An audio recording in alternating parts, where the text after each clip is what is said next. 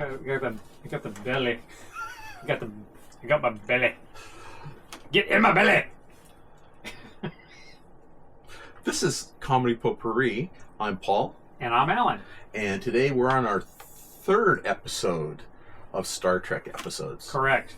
Of our personal favorites. Yes. I always have to, I guess we really have to make that a delineation on that, because there are a lot of top 10 lists that are out there, depending on which site you go to or podcast. Right. They'll always give you a list of some of the best episodes, what they call the best of the best. Actually, some of the ones we picked are on that list. Fall into that little situation as well. But we have our own personal favorites. Now, we've already covered the Doomsday Machine. We've talked about, I think, one of Paul's favorite episodes, which is Space Seed. Yes. Well, we haven't done that one yet. Yeah, we did. We did. We did do that one. Yes, we did. Because we talked about how it segued into the That's actual right. movie and how the motion picture made enough money to make Paramount want to continue on with that kind of stuff. Yeah. So, It was. Yeah. it's all good. It's all good. But to a multiband. But the thing is about those couple of early episodes, because one of the first ones I started off with was the pilot, right? Not the Cage. We talked about the first one with Shatner in it, Right. and then we talked about the Balance of Terror with the first introduction of the Romulans. Oh yeah. Romulans actually showed up long before the Klingons did, which I thought was kind of interesting. It was very interesting. And I, excuse me, one of the things that we talked about too, if you guys look at that episode, their bird of prey is almost later on is actually the Klingons. Correct. And there's a story behind that, believe it or not. Oh. Yeah, so the story goes is that the Klingon bird of prey, initially, when they introduced the Klingons, originally the script had actually had Romulans written into the script. Oh.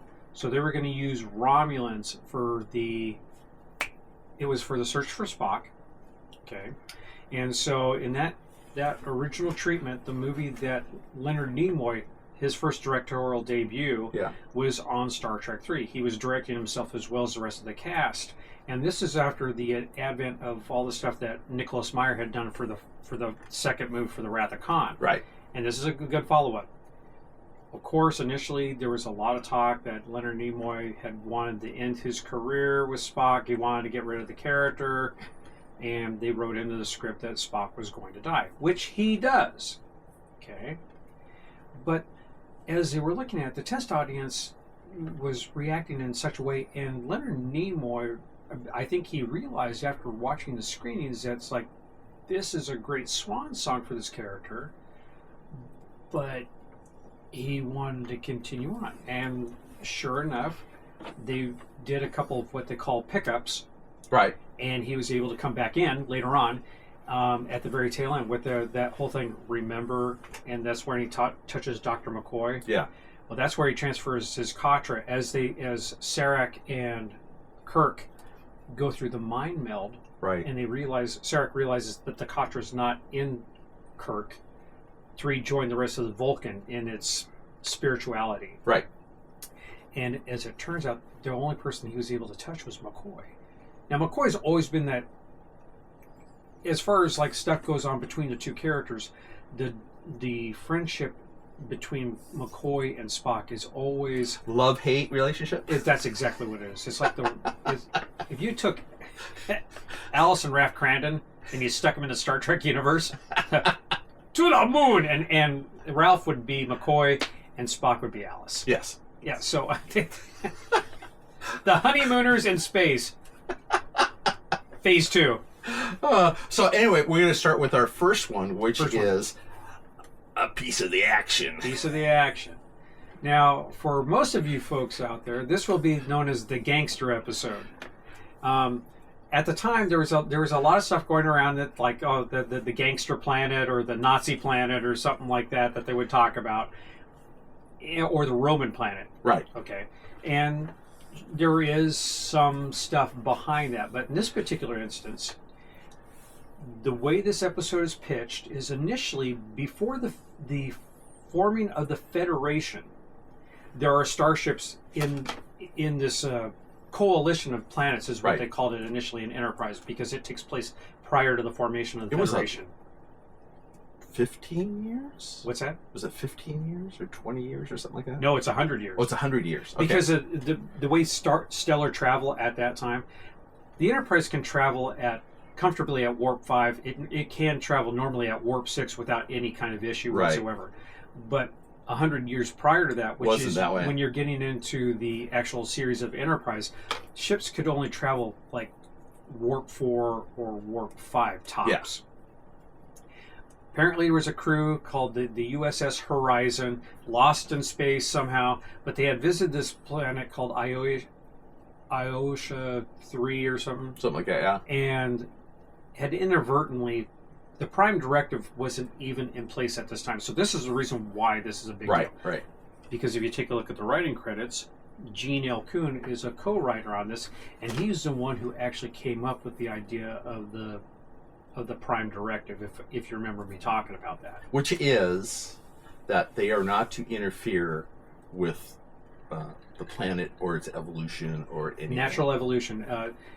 It has been proven, actually, the Vulcans had actually kind of really impressed us when they made the formation of the Federation, is that anytime that a more technically advanced race comes into play, they're always looked upon as gods. That's a perception. And there's a amount of outside interference and infection, I think. Yeah. To the planet's natural way of going forward with their natural evolution. Instead of following their natural timeline, Yeah. it changes the timeline. And in this particular episode, this ship had left a couple technical manuals on how to build some stuff from the 20th century's point of view, and a book. The book. Which was built, it was written in, was it 1990? 90. Yeah. It's a hardbound, thick freaking book tome about the mobsters of the 20s. Yeah, yeah, James Cagney would have loved this place. yeah. They'll show you. I said, yeah. Give me a grapefruit, I'll put it in your face. I'm gonna rub you out. Anyway, so this is a great take. Is like, so you have a planet, as we find out that the source of the infection is this one book. One book, yeah. So it's basically saying that anything that the Federation or any Federation world that goes to another planet that is not incorporated into space travel, according to the way that the laws go for warp capable societies, is the way that the Federation reaches out to these planets. Because the moment that these planets start to go out into deep space, they're going to realize their planet is not the center of their universe Right. anymore.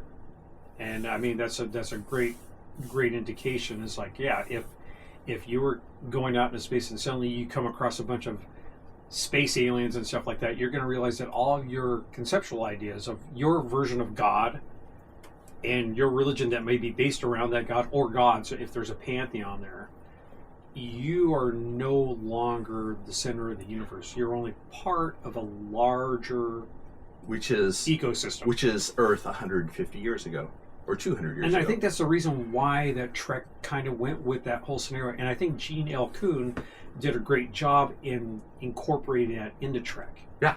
I mean, that's kind of what there's so many things that were subtly added into Star Trek. Oh, yeah. That you have to, instead of just look at entertainment first and then go back and going, oh, yeah, yeah. Now, I think we've mentioned before that the reason why Trek worked really well, and predecessors like that, like either the Outer Limits or the Twilight Zone. Right. Rod Serling and then Joseph Stefanos, who worked on the Outer Limits, and Leslie, not Nielsen, but another Leslie that I know about. the idea is that science fiction was able to circumvent a lot of any of the social commentary that was being talked about during the 1960s, because the United States was all about, we're going to win this war. We're going to win the war on communism, and we're going to win the war against Vietnam, right, and so on like that. But you couldn't say it because it was inflammatory for some weird reason. The censors at that time said they probably had a listing of things that you could and could not say.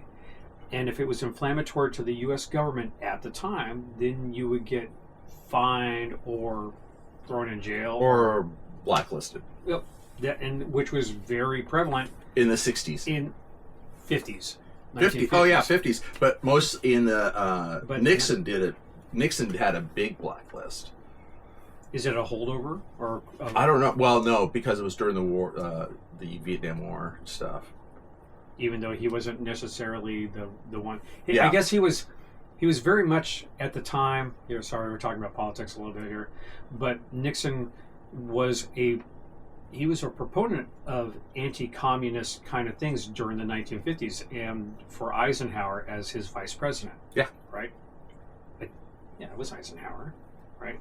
And then when it came time for the presidency to come up between him and Kennedy, Nixon actually had a better reception to what he was saying, but the way he was perceived on television made it look like Kennedy had actually won the dialogue going back and forth between the two of them. And he was let's face facts, Jack was a very charismatic individual. Yeah. And that's the reason why the public went with him. Right. I'm not a quot. Yeah, Kennedy won the popular vote. Oh, yeah, he did. And then, they called the White House Camelot. Yes. So, yeah. Yeah, that's it. And Kennedys had already been doing a lot of stuff with his father, Joe Kennedy. Right. Who tried to get brother first, and his brother didn't work out. So, it was Jack. Mm-hmm. So, also, so the people blacklisted was like the Smothers Brothers. A lot of people on TV, they lost their contracts, so there's no more contracts for these television shows. Yeah. So you had a number of different people who were constantly making comments, but they couldn't do it. But if you wanted to have an actual real long dialogue about what was going on at the time, if you put it in the veil of science fiction, because that's just a kid's show. Right. Because that's the way it was perceived. If you had a kid's show, you had just ships being hung on like strings and just kind of being hung in front of a camera and stuff like that. And even though they would like waver and stuff like Tom Corbett and the Space Rangers or something like that, or Captain Video. It was a kid's show to a lot of censors, and that was their perception. But serious science fiction writers realized, no, this series could actually go farther and certainly prove that point. Which brings us back to where we're at now, a piece of the action. So what happens is that when they get hold of that book, the whole this world is based off of gangsters and whatever, who had this section of town or this section of the planet. The bosses, as they call them, in Yeah. different sections or territories. You got Belloxmix and Krakow. Jojo Krakow. Jojo Krakow? It's a clown. It sounds like a clown. I know, right? But this is where the best line and my younger brother, he's not as big a Trekkie as I am, and that's okay. But he has a couple favorite lines, and one of the ones that comes up later in the episode is like, "Cover him, Spocko." Spocko, yes. Cover him, Spocko. I'd advise you, Zostrix, to keep dialing. And hearing Leonard Nimoy as dressed up as Spock in a gangster costume was freaking hilarious. Oh, it's funny. Yeah, What's with the ears? It is. Yeah. Mr. Krakow. Anyway, so it's a hit. All right. What has happened? It's a hit. So the horizon has been lost. They had sent out a distress signal that was picked up only a couple days ago, according to the Enterprise. Right. But it had been 100 years. Again, talking time dilation and warp factors. That's the thing. But Kirk couldn't really get into it. but that's okay because it made sense in the whole grand scheme So, of things. Can I explain this? So, a radio wave sent how many light years away is still going. Yeah. It hasn't stopped. So this is what happened. It was going for almost 100 years, and then finally they pick it up. And it was on the old type of broadcast that the old ships used to use. Right, and so but the Enterprise had just picked it up.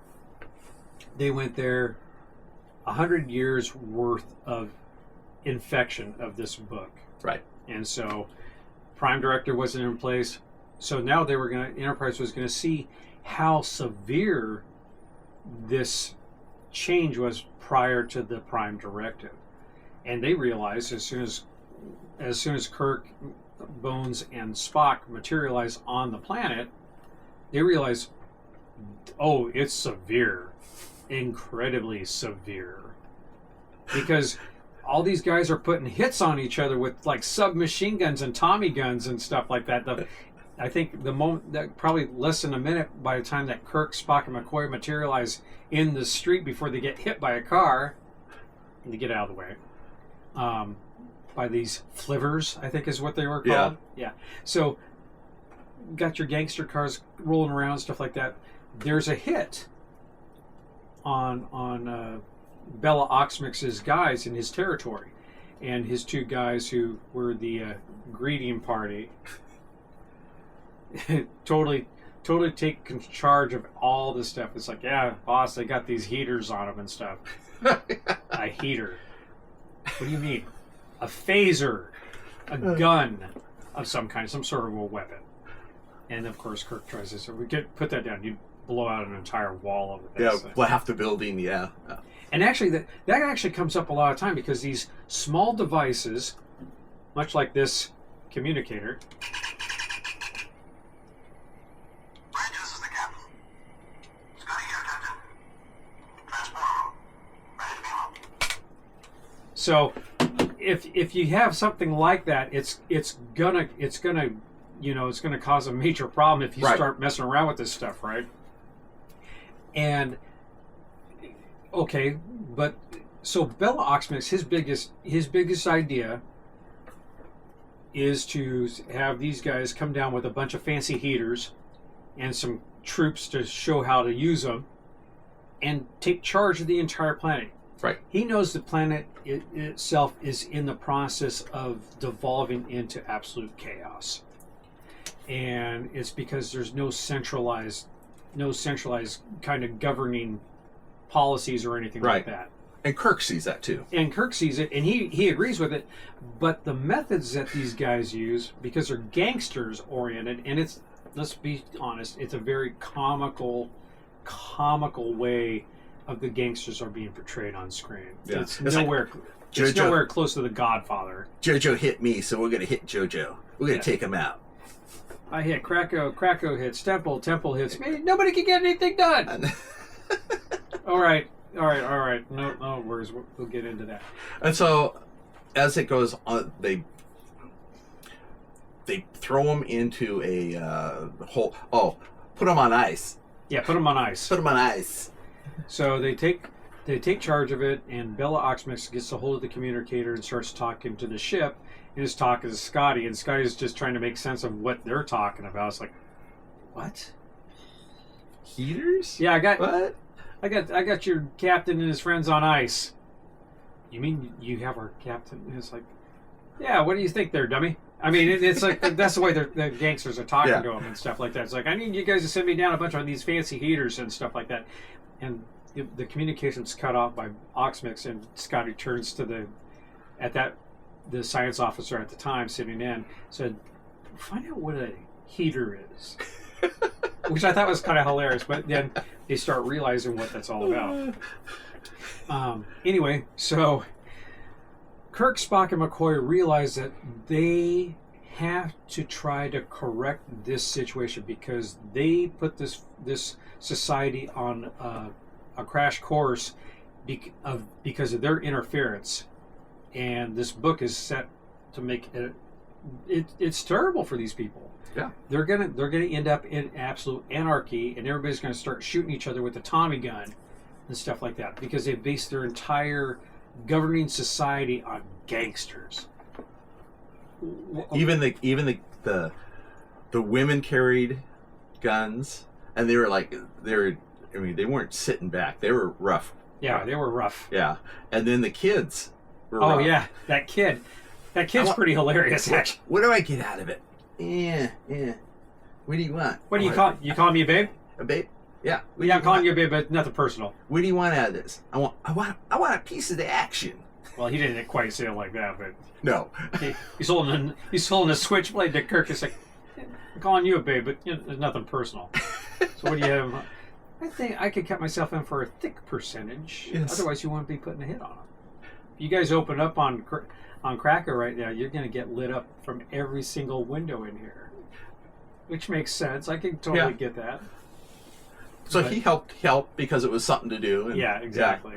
So the kid, he actually plans a pretty good way of getting into Krako's Oh yeah. his setup. Yeah. But it should be mentioned here that Kirk and Spock getting these uniforms, and McCoy is the only one who doesn't get the outfit, which would have been perfect for him. It would have been great.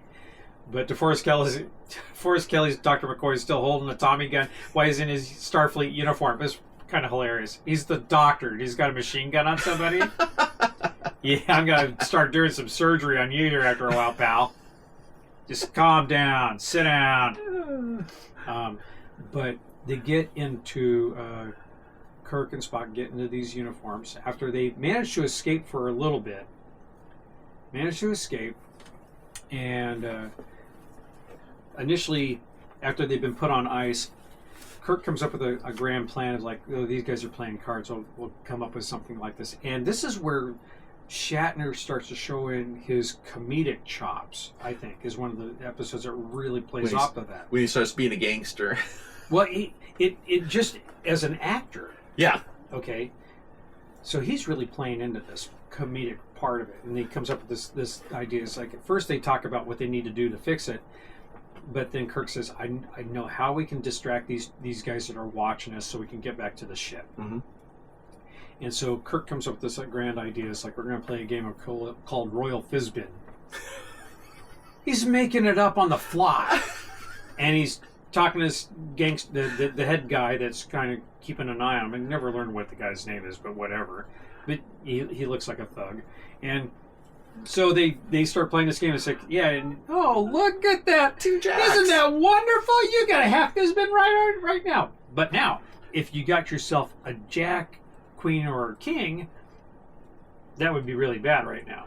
But the dealer on my left only gets one more extra card and stuff. And it's like, what are you talking about, dude? And only on a Tuesday. On a Tuesday at night. At night. That'd be a Royal Fizbin.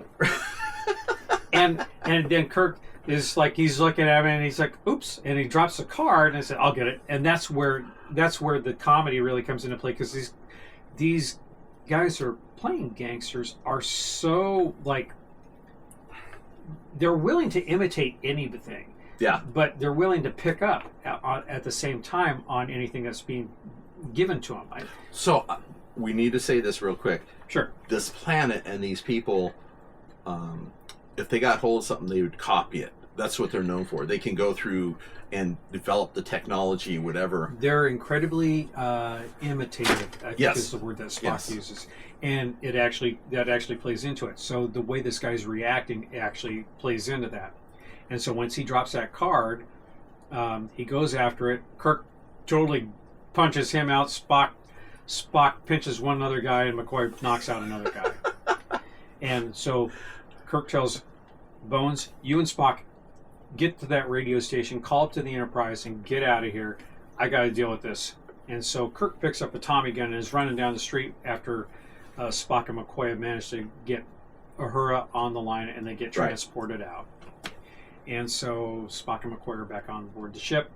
Spock runs a bunch of sociological stuff through the computers. There's nothing that on the computer that can address this particular issue. Right. So they have to figure out a different way of going about it. Kirk, on the other hand, gets picked up by Jojo Krako's guys, and gets pulled into Krako's territory. Right. Okay, and he talks to him, and Kirk basically pitches the same story that was pitched to him by Bella Oxmix. Right. He said, "No, that's not the way we're gonna play it. I'm gonna knock them all off." And it's like, I need a bunch of these fancy heaters. And this guy is played by Vic Tayback. The most stuff I know him from is watching the TV show Alice. Right. But this is a younger Tayback. Oh, a lot younger. Way younger. Doesn't even look the same. He sounds the same. Sounds the same. It doesn't look the same. Alice! But I like his secretary in that gold outfit that she's wearing. Oh my god. And then you hear that music that dun, dun, dun, dun, dun. If you could probably find a source of it, you should probably put this over the top of this right now while she's walking around. And gives Kirk that shoulder rub, like really seductive shoulder rub, even though she's got this like 38 on her hip. Yeah, it was awesome. And she looks like a Oh, and she's chewing gum. Oh yeah, that's the other she's part. chewing the gum. Yeah. Didn't she have like a mole? Something too. Yeah, I think she had a mole on her yeah. left cheek or something like that. It was pretty hilarious. So imagine 1940s. Actually, even earlier than that, 30s or 20s or 30s. Well, I was thinking the movies. Yeah, of when they did the gangster movies and the ones that I always liked were the bad girls chewing gum. That was exactly. She's a bad girl. She's a bad girl. Well, when he finds out that he goes no, and then it's all of a sudden she's gone. She gets up like, and goes. No, I'm not gonna rub your shoulder. That was just a ploy. And he has that look like, what? Yeah, that ploy like relax. We're gonna put you to relax. We're gonna get your shoulders, your tense. Don't worry about it. Have a drink. Anyway, so what ends up happening is Kirk manages to. I forget exactly how he Oh, that's right. So they put him on ice in this tiny little room. Right. But Kirk, being who he is, manages to find a bunch of copper wire in this radio and starts unwinding the spindle for the radio.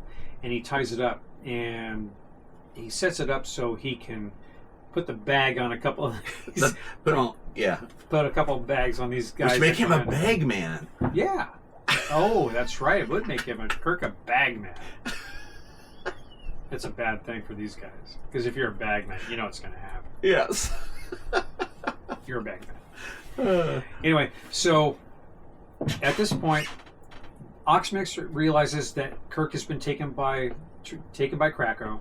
He talks to Spock and McCoy, and Bones is like, you know what's going to happen. Can you trust this guy? He's like, no, there's nothing to trust. It's all about a matter of business, according to Oxmix. Yeah, well, you know, as soon as they get there, that the gangsters are going to double-cross these guys. Yeah, they did. And they refer to the Federation as the Feds, which was kind of hilarious and all sorts of things. So, Kirk, at the same time, has managed to put the bag on these guys, does a couple little fisticuffs, knocks out a couple guys, takes another Tommy gun, and makes it back to Oxmix's office where Spock and McCoy have already been beamed down again. Yeah. And Kirk pulls his Tommy gun and says, all right, nobody's going to put the bag on me anymore. We're taking over. You know, he basically is just strong-arming these gangsters because that seems to be the only way that they'll respect him. Which is true. Yeah, it is true. And it's the way that the Iosians, imitate stuff. So Kirk's imitating them a little bit and playing their game. And Shatner plays it up pretty good. I will have to admit. Now we're taking over. Yeah. You know what I mean? They go back up to the ship then, and they get in there. He gets in a gangster outfit. No. He was already in it, right? No, he and Spock take the costumes off those two guys in the boardroom. They're still stuck in their long johns, which is hilarious. It's like they're freezing. It's like, we're by a fire. Right. So Kirk, hey, those are some nice threads. Get out of them. Get out of them. And then, so McCoy's left with the Tommy gun on these guys. Spock and Kirk go in a flivver, which is driven poorly, which has got one of the best lines from Spock is, Captain, you are an excellent Starfleet commander, but as a taxi driver, you're driving something you decide. Well, I like it because Kirk goes, he says, "Oh, steering wheel, drive it. Huh? This is easy, but it's a clutch." He couldn't even know where the clutch was yet. I didn't have a problem with the clutch, but I totally get where Kirk's coming from on that one. But I look at his comment and says, "I'm gonna get one of these for myself."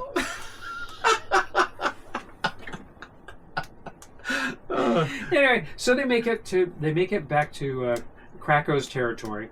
That's where they run into the kid who's gonna gonna get in, and that's where the kid comes in. So, you guys planning on making a hit on Krakow? Yeah. And the kid actually plays it up really well. He's got the off to the side hat. He's got that 20s, like he's got the short pants going on and stuff like that thing. Hey, you want to gang up on me? Gang up on me? And he's got his little switchblade out there and he's playing with it.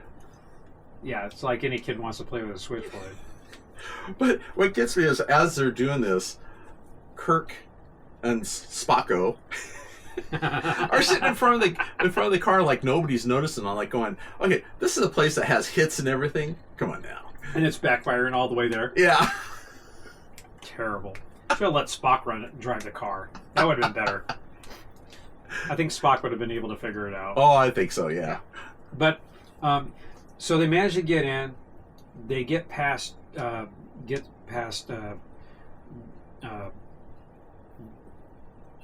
Krako's guys, but they actually, phaser some guys and knock them out with the stun setting. And then he said, "Oh, look, you arrived again." And it's like, and Kirk's about to start to mouth off again, and then you hear this crack pulling back on a couple latches of the Tommy guns right behind him, just before it cuts to commercial. You can always tell when it's going to go to commercial because there's always this big build up of music, and then it's like you hear it, and then it cuts to black, and then it comes back again. If you're watching the cliffhanger, I know, right? But it's great, and so Kirk says, "Yeah, you give me a couple more of these. I won't need any guys and stuff like." It's like, "Can you really?" And Kirk actually plays it up. It's like, "Can you really trust your guys?" And then it dawns on Krako. It's like, "Yeah, if these guys had it, they'd take me out and take over my territory." Right. So he takes him into the office. They have a little conversation. Two of his head guys are guarding the door, and that's when Kirk calls up to the Enterprise and tells Scotty, "Hey, I want you to hold this guy for a while, and then we're gonna go to the other territory and have some other stuff done." But initially, so Scotty beams Krako up to the starship, to the Enterprise, and holds him in the transporter room. "I got rights. You got nothing. And if you don't behave yourself, we're gonna put you in some concrete galoshes." This is what Scotty says. You mean cement overshoes? Hi.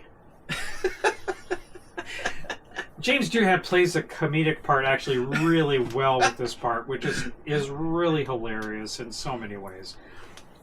So anyway, Spock and Kirk finally managed to get back to like Oxmix's place and Bones and stuff like that, and tell him. And so this is where Kirk calls back up to the Enterprise and say, "All right, hey Scotty," and he starts trying to talk gangster talk, right? And Scotty's not following anything at all. It's like, "So Scotty, you got him on ice?" Yeah, and it's like, "All right, so we're gonna make some communications on the telephone from how does he say it? He's got to contact some other guys at the other end of the blower." Yes. And look, and relocate him to this flop. What? And then, under his breath, Kirk has to say, "I want you to locate other guys on the other end of the phone line and transport them to this location." Yeah. Can do. All right. So, all right, and that's when Kirk calls. It's like, "Cover him, Spocko." And that's where Leonard Nimoy basically says, "I'd advise you, Oxmix, to do what you keep dialing." And so Bella Oxmix contacts one of these other head bosses. I think his name is Temple. And Temple's like, "Yeah, I'm thinking about coming over there." And it's like, and just like, transport. And suddenly he materializes in Oxmix's office, and he's looking there. And the guy says, mother. Which is kind of hilarious because this actor actually plays. He's a really good character actor, but he always plays these like cheesy little parts. He Right. actually shows up in another episode that takes place in the 20s Oh wow. for The City on the Edge of Forever. Oh, He plays yeah. the bum who actually steals the phaser from McCoy and sets it on himself, and he dematerializes himself in the process. Yeah. Which was, it's like after he was drinking some milk or something like that, so McCoy's going after him. You! What planet is this? Cranium, he grabs his head and he takes his hat off. It's like, very good, very good. This is all DeForest Kelly's talking. It's Dr. McCoy. He's high on drugs like nobody's business, right? Thorazine. Stay away from that shit. Bad idea. Anyway, so back to this episode. So he goes back there and Spock pulls the Tommy gun on him and takes his 45 and that is like, keep dialing, Oxmix. And then Kirk goes, right? Check. Okay. Wait, our phase it. And then later he goes, check. Right. Freaking hilarious. Spock can't follow anything that Kirk's saying at this particular point when he's trying to imitate any of these guys. So, as it turns out, Kirk is got all these bosses in Oxmix's office. And he's basically saying, it's like, look, all right. And he's walking across the top of the pool table. We're taking over. We're going to cut ourselves in for 40% and leave the rest of it to you. You guys got to do it. So there's all this talk, and then suddenly it's like, yeah, hear me out. I've only saw 4 of those guys up in that ship. From JoJo? Yeah, JoJo's talking this one. It's like, oh, man, God, these guys won't believe anything. So, at the same time, what had ended up happening when Krakow had been taken, his second in command basically had gotten a hold of a bunch of his guys, and they went to go put a hit out on Bella Oxmix's place, right? So they pull up, and there's this like battle between these two rival gangster guys with their Tommy guns shooting at each other, and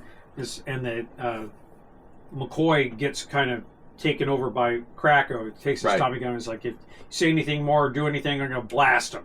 And it's like, all right. Look, hey, can I talk to my ship one last time? Again, these guys are so gullible that they're willing to take on whatever comes up, right? So let me talk to the ship. And at the same time, initially Spock had already told Scotty to put one of the ship's phasers on stun. Right. So that's a huge area to blank out a bunch of people. A mile or around the block? Easily for the Enterprise from that altitude, right? You got no satellites up there. What are they going to do? I'm going to bombard you with a bunch of bad radio commercials, which is exactly what Spock pulls up when they're trying to contact the Enterprise in the first place. So what ends up happening is that Kirk tells Scotty to go ahead and set the ship's phasers on stun at that same location. Right. And set it off. It doesn't affect anybody inside the building. So what it says is that a phaser can only affect the immediate area if it's not blocked off by some sort of a building or something like that, right? Yeah. It affects the central nervous system of whatever it hits. But the ship's phasers hit these cars where these gangsters are shooting each other, and they just drop. And that totally takes the gangsters by surprise. And that's when Kirk says, all right, this is what's going to happen.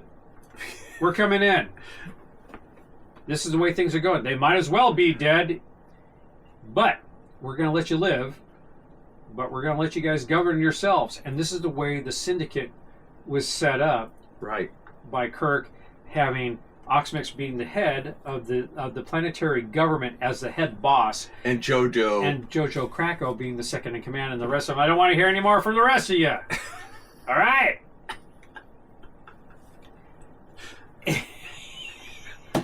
It's the Chicago gangster accent, and then there's the New York gangster accent. They're two different accents. Totally. But yeah. But here's the hilarious part about it. This planet still has an infection.